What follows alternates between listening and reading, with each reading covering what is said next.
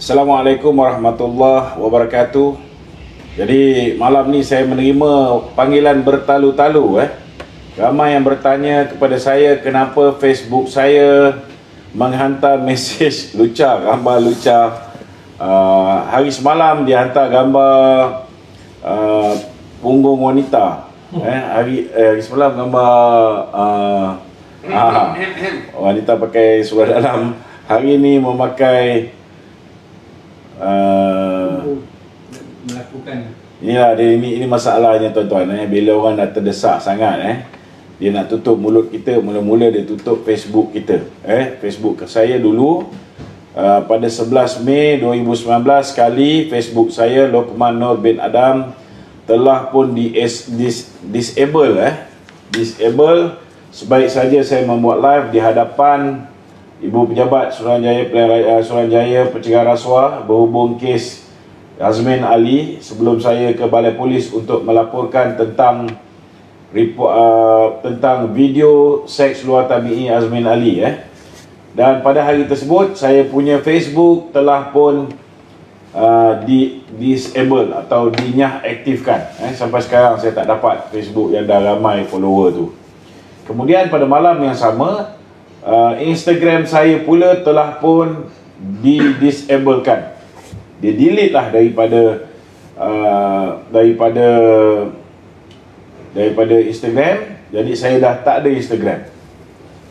Kemudian keesokan harinya 12 Jun tahun 2019 di bawah Kerajaan Pakatan Harapan di bawah pimpinan Gobind Singh Deo sebagai menteri yang menjaga Kementerian Komunikasi dan Multimedia, saya punya YouTube channel pula dihapuskan. Tak tahulah yang memberi bantuan kepada Kerajaan Pakatan Harapan ketika itu siapa, kita tak pasti. Cuma ianya hanya untuk menutup tentang aktiviti seks luar tabi'i Azmin Ali bersama dengan Hazim, kekasih beliau. Begitu juga selepas itu saya telah membuka akaun baru. Tahun lepas mereka sempat untuk mengambil tindakan ke atas saya punya Instagram saya Luqman Nur Adam yang baru. Tidak boleh membuat sebarang komen, caption, tak boleh. Dan saya juga tidak boleh post sebarang video panjang, hanya boleh video yang berdurasi 1 minit tanpa sebarang caption, Dan baru-baru ini bila saya mengambil keputusan untuk menyuarakan tentang Zeti Akhtar Aziz yang bekerjasama dengan Lau Teck Jo, mereka telah disablekan Facebook saya Luqman Adam yang menjadi apa yang dipanggil sebagai admin kepada Facebook page saya Luqman Nur Adam. Tapi disebabkan saya dah ada pengalaman, so saya ada satu lagi Facebook Luqman Nur Adam yang menjadi admin kedua. Cuma saya dah tak ingat password dia. Tapi alhamdulillah saya telah pun mendapatkan bantuan sahabat saya untuk retrieve balik password tu dan berjaya. Dan saya boleh buat live seperti biasa sebelum ni. Dan bila melihat FB page Luqman Nur Adam tu boleh buat live seperti biasa, tuan-tuan, mereka telah enable Facebook page saya yang telah di-disable itu Luqman Adam, dan kedua-dua admin aktif seperti biasa. Maknanya boleh pakai Facebook page 2 ni, dan juga saya boleh pakai saya punya page Luqman Nur Adam. Tapi 4 hari sudah jam 4.52 pagi mereka telah menendang saya keluar sebagai admin page Luqman Nur Adam, dan mereka telah mengambil alih ini macam rampasan, tuan-tuan, rampasan.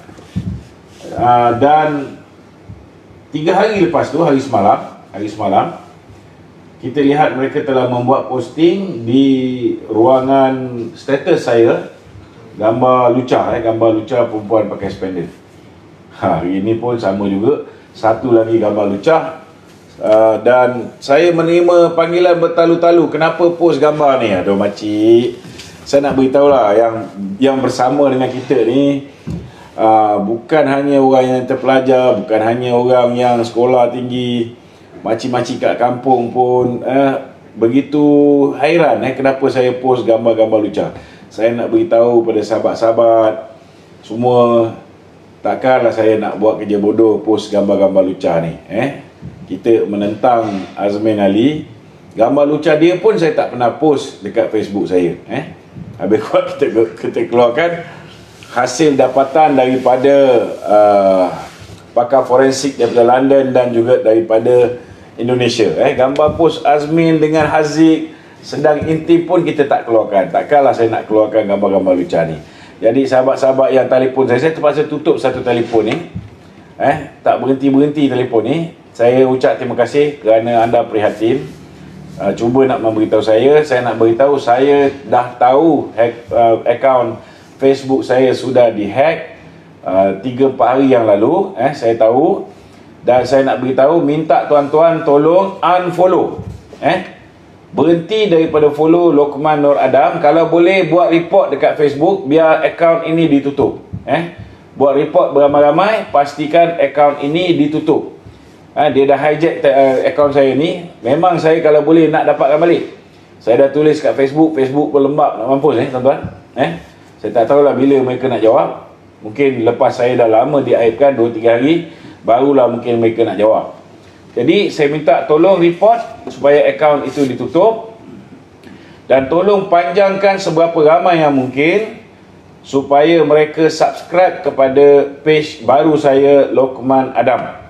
Lokman Adam itu setiap hari, InsyaAllah selepas ini setiap hari saya tidak akan miss untuk membuat live, kecuali hari-hari yang saya tak sihat ke apa.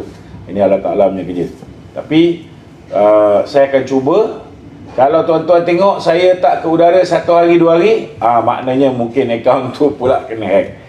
Inilah masalahnya tuan-tuan. Kita duduk dalam zaman sains dan teknologi, di bawah kebebasan media, zaman rejim PH 2.0 ini. Tapi jangan bimbang, ianya tidak lama lagi akan berakhir, InsyaAllah tuan-tuan. Laporan terkini yang saya terima, hanya tinggal 89 orang yang bersama dengan Muhyiddin Yassin yang akan menyokong belanjawan. Dan yang terkini saya dengar cerita bahawa Tun Dr. Mahathir dan juga Syafiq Abdal mengambil keputusan untuk melihat Muhyiddin jatuh pada 26 hari bulan ini. Maknanya Mahathir dan juga Syafiq Abdal tidak akan bersama dengan Muhyiddin. Jadi selamat tinggal kekanda abah kau. Okey, ada sembarang soalan? Kita pindah kepada acara yang kedua. Kalau ada sembarang soalan yang nak dibangkitkan, tuan-tuan boleh bangkitkan. Ada soalan? Apa-apa soalan? Okey, apa ni? Okay. Datuk. Ya. Tadi dengan berita Tengku Razali ada bagi short notice kepada setiap MP. Apa sebenarnya? Notis apa? Notis untuk tidak menolak apa ni kerajaan Muhyiddin. Okey. Saya ucap tahniah dan syabas kepada Yang Berhormat Mulia Tengku Razali. Pertama, beliau sebagai seorang ahli parlimen yang hari ini partinya sudah bersetuju untuk berada di dalam Perikatan Nasional, dan disebabkan beliau mempunyai prinsip tidak menyokong kerajaan Muhyiddin, maka sekiranya beliau hadir pada 26 hari bulan terlibat dalam proses perbahasan dan pengundian, maka kalau beliau mengundi menolak belanjawan itu, ini menunjukkan bahawa beliau telah melanggar keputusan parti dan beliau boleh diambil tindakan. Jadi beliau mengambil langkah yang saya rasa paling bijak, iaitu dengan tidak hadir. Kerana dengan ketidakhadiran Yang Berhormat Mulia Tengku Razali itu sendiri, pertama sekali, beliau tidak menyokong belanjawan yang tidak mengambil kira tentang permintaan rakyat. Ada dua perkara pokok, perkara fokus. Pertama, iaitu permintaan rakyat supaya moratorium diberikan lagi 6 bulan secara automatik. Kedua, ialah supaya KWSP membenarkan pencarumnya mengeluarkan maksimum RM10,000 secara automatik kepada semua yang mempunyai baki di dalam akaun satu KWSP. Ini dua perkara yang utama. Tetapi kita kena ingat bahawa Yang Berhormat Mulia Tunku Razali ini juga antara yang telah mengusulkan supaya undi tidak percaya ke atas Muhyiddin Yassin dilakukan. Tapi malangnya disebabkan kita tahu Speaker Dewan Rakyat adalah Speaker yang dilantik oleh Tun Dr. Mahathir sebagai pengurusi Suruhanjaya Pilihan Raya, kemudian diangkat pula oleh Tan Sri Muhyiddin Yassin sebagai Speaker Dewan Rakyat. Sudah pastilah usul yang telah dipohon oleh Yang Berhormat Mulia Tunku Razali, dan saya dipahamkan 33 MP lain juga turut memohon untuk usul itu dibentangkan di Parlimen.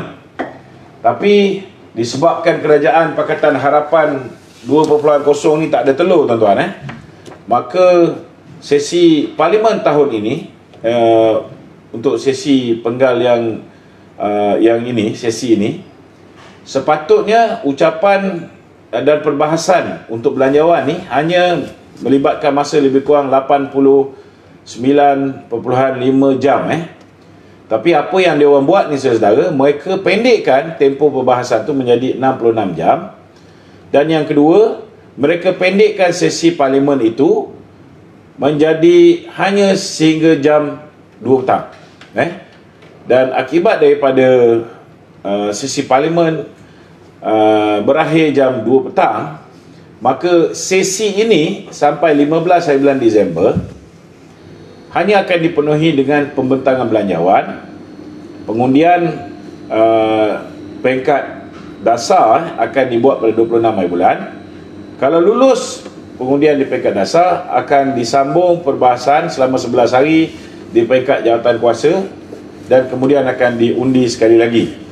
Jadi mungkin sekitar 15 hari bulan nanti barulah berakhir belanjawan kita, maknanya pembentangan belanjawan. Maknanya untuk sesi Parlimen kali ini, Speaker tidak akan membenarkan sebarang usul lain untuk dikemukakan, termasuklah usul untuk membuat undi tidak percaya ke atas Perdana Menteri yang sudah pun kehilangan majoriti dalam Parlimen.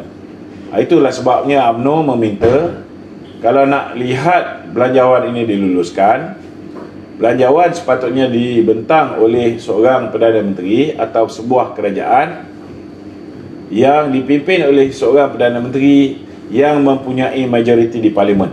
Kalau majoriti di Parlimen pun dia tak ada, nak buat apa bentang? Betul tak? Jadi itu sebabnya Pengurusi Barisan Nasional Datuk Zahid telah pun meminta supaya diadakan undi percaya terlebih dahulu. Kalau ada undi percaya, maka kita akan tahu sama ada Tan Sri Muhyiddin masih lagi Perdana Menteri ataupun tidak. Jadi tak perlu bimbang, tuan-tuan. InsyaAllah, percayalah cakap saya, 26 hari bulan ini kita akan ucapkan selamat tinggal kepada Muhyiddin.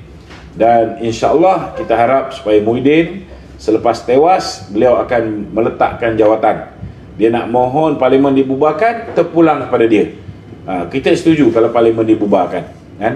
Tetapi bila Parlimen dah dibubarkan, dia kena letak jawatan. Jangan pula dia nak berangan jadi caretaker government dalam keadaan dia sudah tidak ada majoriti dalam Parlimen. So biarlah ke bawah dulu tuanku yang di Pertuan Agong memutuskan siapa yang bakal menjadi caretaker government ataupun interim prime minister, sehinggalah tarikh yang sesuai yang kita fikir pilihan raya dapat diadakan. Itu je lah yang ingin saya sampaikan. Silakan. Okey, Dok.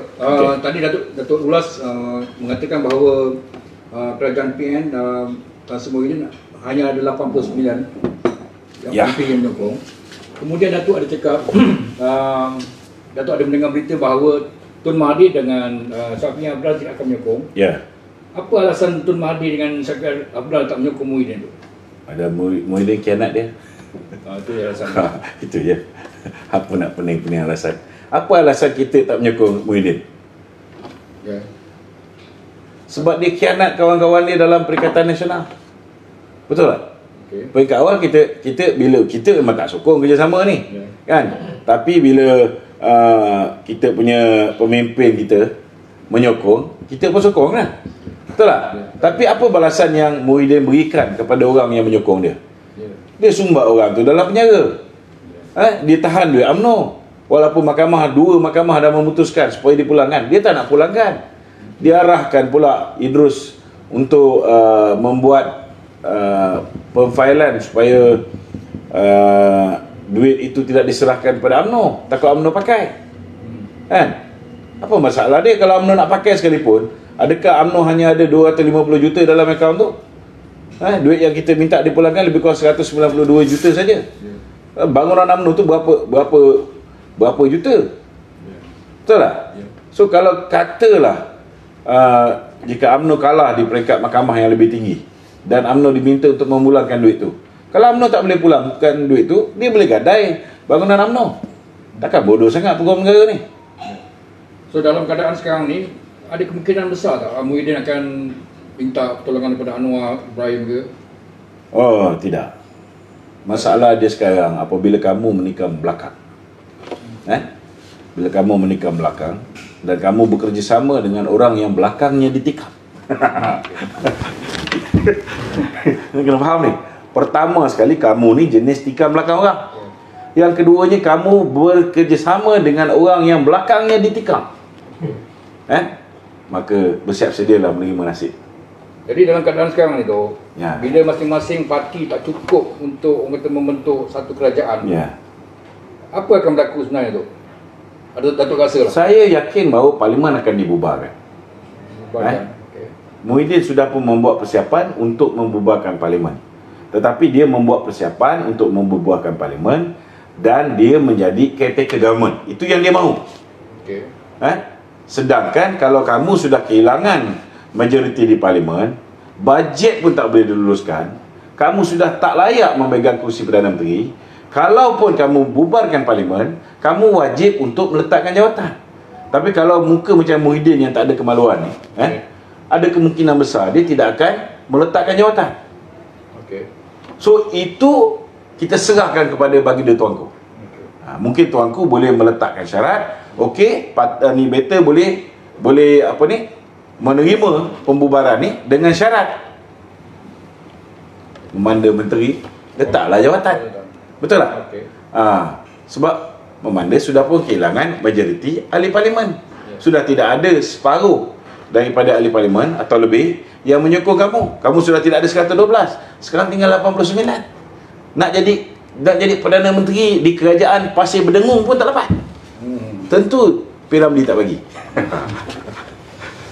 Okey. Okey, Datuk. Saya pendek hari ni. Nak panjang ke? Okey, Datuk. Lewat petang tadi, Petang tadi. di PWTC, dipercayai menteri-menteri daripada Barisan Nasional ada membuat perjumpaan dengan Tuan Presiden UMNO. Ya. Apa sebenarnya cerita Oh, itu besar di sebalik kena perjumpaan ni? tanya Presiden UMNO lah. Tapi saya yakin sebagai orang politik, kalau saya sebelum kita berhadapan dengan hari yang begitu penting, hari kejatuhan Muhyiddin pada 26 hari bulan ni, sudah pasti saya nak cek sama ada pegawai-pegawai saya ni, MP-MP saya ni, dia orang ni dah diberikan jawatan menteri, diberikan jawatan kursi asli.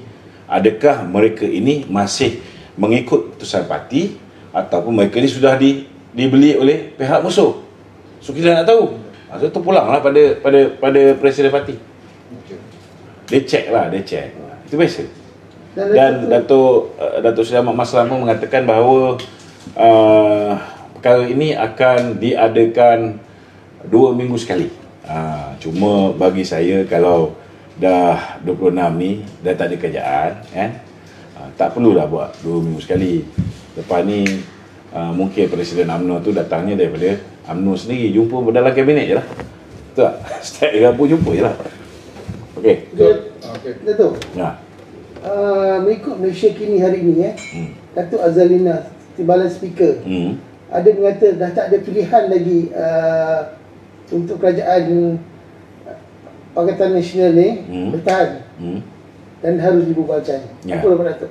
Betul lah tu. Setuju lah. Kalau dah tak ada, dia dah tak ada simple majority, nak pegang kuasa sampai bila? Bubarkan je lah Parlimen. Kan? Kalau misalnya dia hanya meletak jawatan sebagai Perdana Menteri, kerajaan kekal, kerajaan, siapa yang nak diangkat menjadi Perdana Menteri? Adakah 89 orang ni boleh membuat keputusan untuk mengangkat seorang Perdana Menteri? Tak boleh. Maknanya mereka perlu berbincang dengan sekutu-sekutu lain, dapatkan sekutu baru. Kalau ada lebih 112 baru boleh. Tapi dalam keadaan hari ini, kita pun tahu bahawa tidak ada sesiapa yang mempunyai kedudukan yang kukuh. Tun Mahathir tak boleh, Anwar Ibrahim tak boleh, Datuk Seri Najib bukan presiden parti, kan? Jadi sekarang kita serahkan kepada tuanku. Bubar dulu Parlimen, serah pada tuanku. Tapi yang penting Muhyiddin kena letak jawatan. Kalau Muhyiddin letak jawatan, maka tuanku, kalau dia tidak mahu Muhyiddin menjadi caretaker government, dia boleh lantik orang lain. Kalau dia kata, oh tak boleh buat pilihan raya dalam tempoh 60 hari seperti mana yang diperuntukkan oleh perlembagaan, maka tuanku boleh nasihatkan Tan Sri Muhyiddin meletakkan jawatan, dia boleh melantik interim prime minister. Interim prime minister ni mungkin 2 bulan pertama dia boleh berjalan macam biasa. Tapi kalau dah dekat 2 bulan, keadaan COVID pun tak okey, tak boleh buat pilihan raya, maka mungkin boleh diisytiharkan darurat. Bila diisytiharkan darurat, kita tidak perlu mengikut perlembagaan. Perlembagaan mengatakan apabila Parlimen dibubarkan dalam tempoh 60 hari selepas mendapat kenyataan daripada Speaker Dewan Rakyat yang mengatakan Parlimen dah dibubarkan, ataupun dengan pengumuman Perdana Menteri, dalam tempoh 60 hari mesti buat. Tak ada pilihan. Okey Datuk, ni sekiranya ada satu kerajaan Perdana Menteri interim tu perlu ke kabinet tu di shuffle balik? Bila bubar Parlimen dah tak ada kabinet. Tak ada kabinet. Yang ada caretaker government.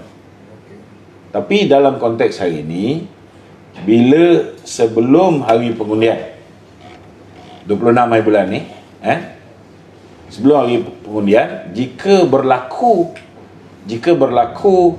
undi tidak, maknanya jika berlaku pengundian pada 26 hari bulan ni, maka Muhyiddin tidak boleh jadi Perdana Menteri.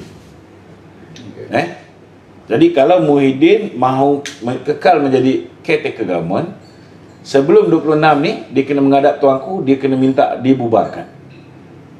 Yang ini ada sikit bahaya. Kalau dia menghadap tuanku sebelum 26, sebelum pengundian bajet, dia minta dibubarkan Parlimen, maka dia masih lagi ada peluang menjadi caretaker government.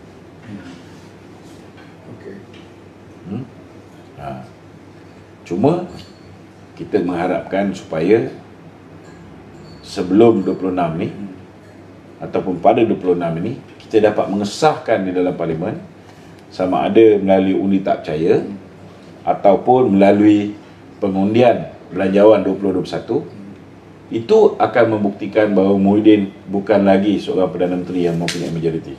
Okey, Tok, ramai rakyat tak faham tu. Bila ada usul undi tak percaya, bila satu-satu pihak tu yang menang lah contohnya, maknanya dia kena tubuh kerajaan baru lah yang menang tu dalam undi tak percaya, jatuhkan Muhyiddin ke atau macam mana? Oh, dia macam ini. Undi tidak percaya itu undi tak percaya itu hanya mengesahkan bahawa Muhyiddin sudah tidak mempunyai sokongan lebih daripada separuh ataupun simple majority.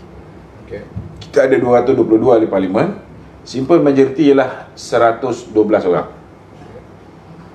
Kalau kamu tidak ada lebih daripada 112 orang, maka secara automatiknya kamu bukan lagi Perdana Menteri. Faham? Okey. Okey? Dan jika ini berlaku, dia wajib letak jawatan.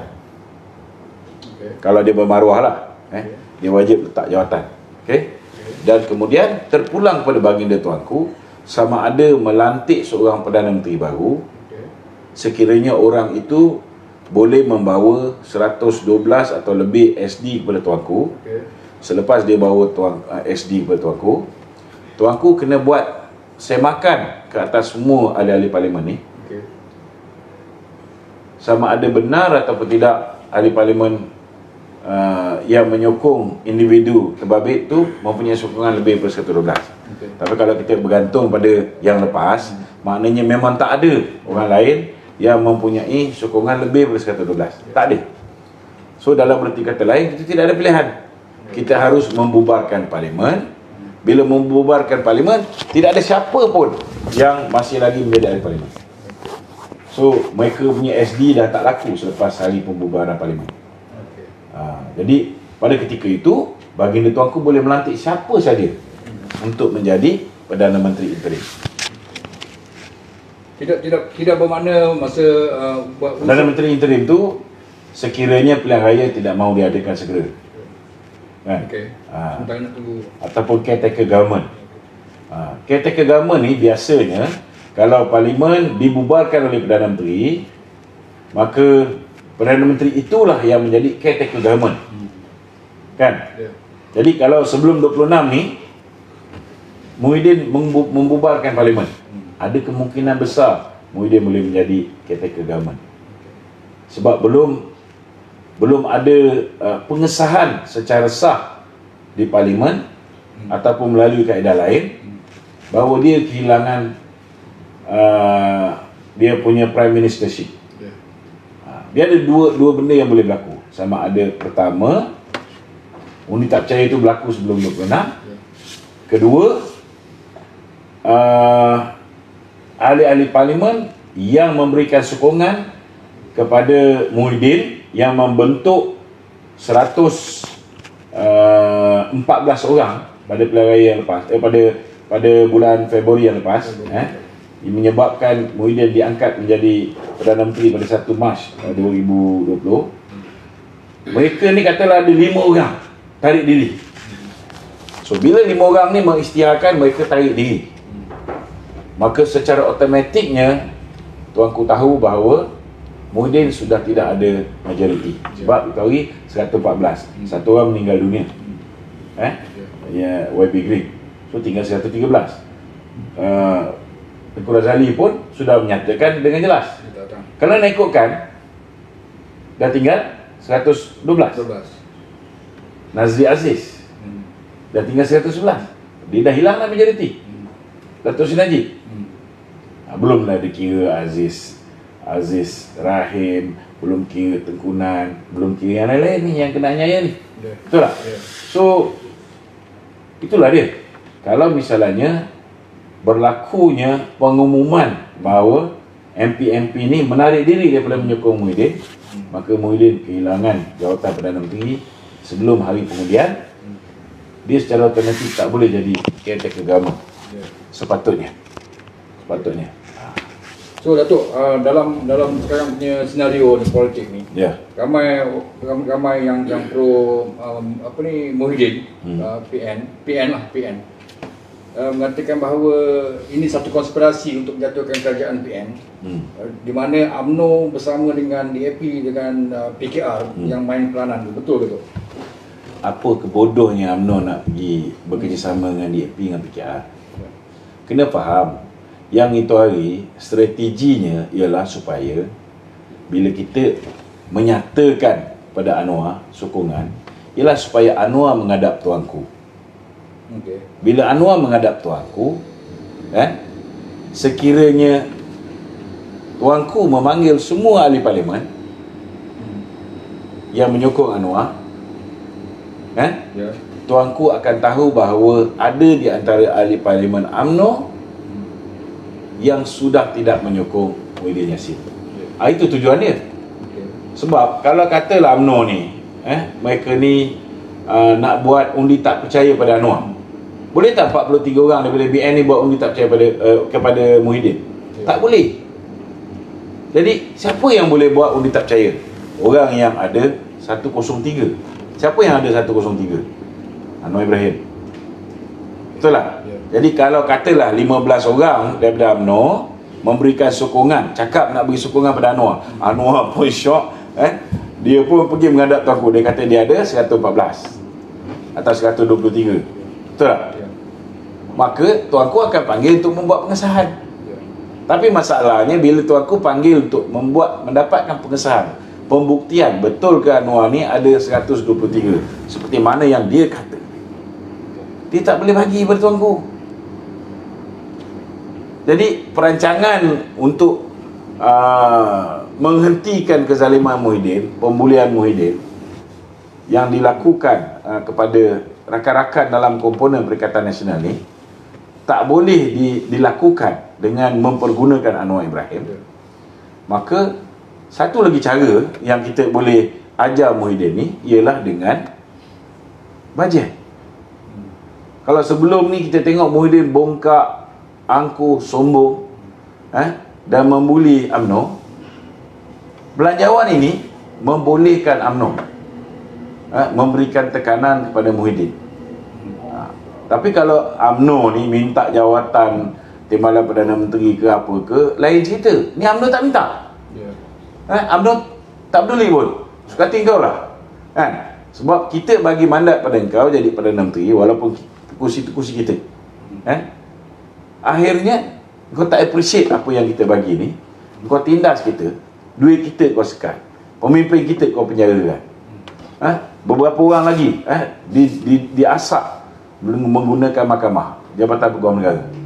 Dan ratusan kepimpinan UMNO diasak menggunakan lembaga hasil dalam negeri tanpa henti.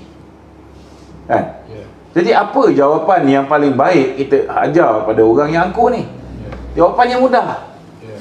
Kita turunkan dia sebagai Perdana Menteri, biar dia balik paguh. Atau dia nak balik Singapura, pergi jumpa Nikaji, terpulang pada dia. Itu pun kalau sempadan tu Ismail Sabri kata okeylah, kau nak balik pergilah kan. Kalau Ismail Sabri kata tak boleh, duduk rumah je lah, duduk rumah je lah. Betul Datuk, apa ni sekiranya lah, ini sajalah tanya.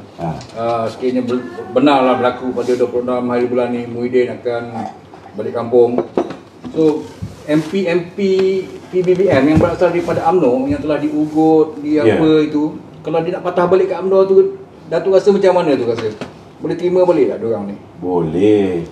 Apa syarat dia tu? Syarat dia Rumah Adam terima dulu lah.